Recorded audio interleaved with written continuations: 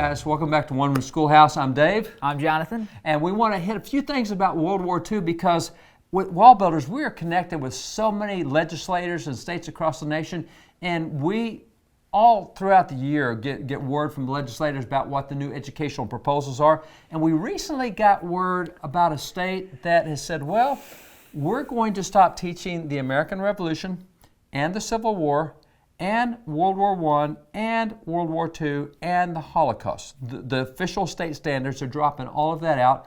And of interest is World War II and the Holocaust. At least that's what we're going to talk about for a little bit. When World War II started, we weren't ready for it. We were trying to stay out of the war.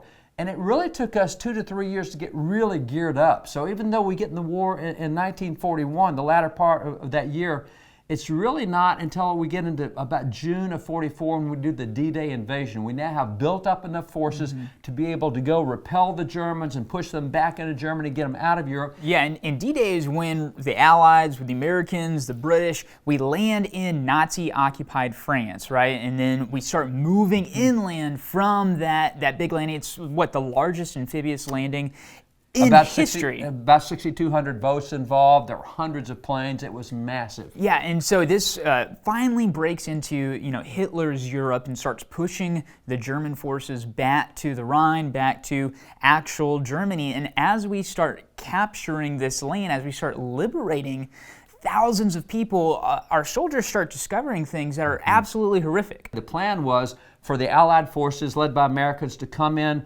from the west side and push to the east, and the Russians are going to be east side pushing to the west, and we'll get Germany back into Germany, get them corralled there. And so as we start getting into Germany, we get into Poland, Czechoslovakia, our soldiers, they start liberating concentration camps and death camps.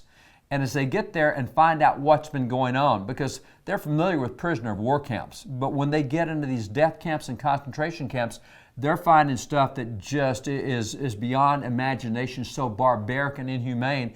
And so as Eisenhower, who's commander-in-chief over all the Allied forces in Europe, as he gets word and as he's told of what's happening, as he starts to see some pictures, he says, okay, everybody stop right now.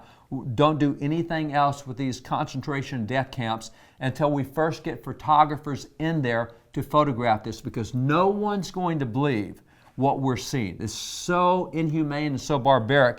And so while the war was still going on, they started producing different versions of photographic magazines. I'm not going to open them up. You can look online. These are all from different concentration camps. As they went in, they would photograph them.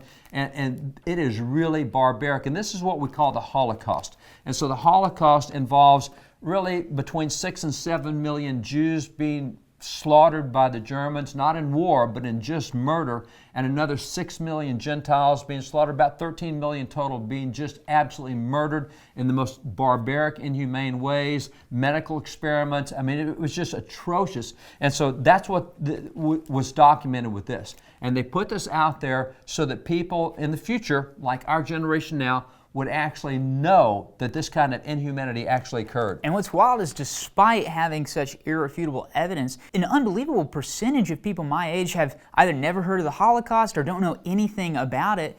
And it's really inexcusable when you think about the amount of significance. I mean, just the importance of it. And actually one of the mottos afterwards was "never again," right? And in fact, here's another one of the book artifacts. Right here. This is the end of World War II. It's called "Never Again." It has a little survey of so many of the photographs that they had in the other books. And it was, we're going to study the Holocaust so that this never again happens. We're going to make sure it never does. And as you pointed out, with the younger generation, the most notorious death camp is probably known as Auschwitz. And Auschwitz, today, 68% of millennials have never heard of Auschwitz, and 22% have never heard of the Holocaust. It is so bad that a year ago, the federal Congress passed and President Trump signed the Never Again Education Act, requiring every school to teach about the Holocaust.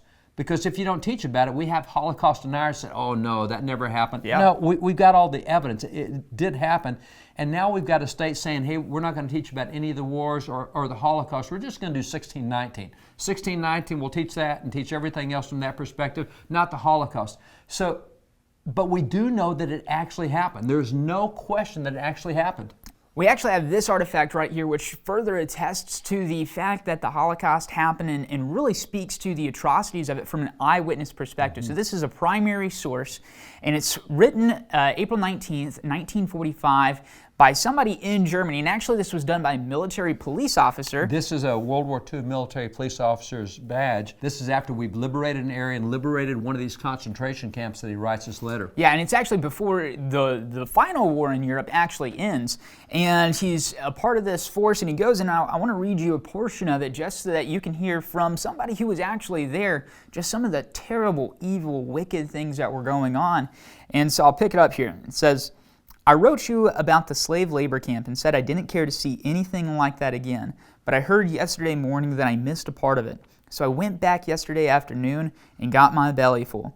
Went through what they called a laboratory, which was one of the worst things you could think of.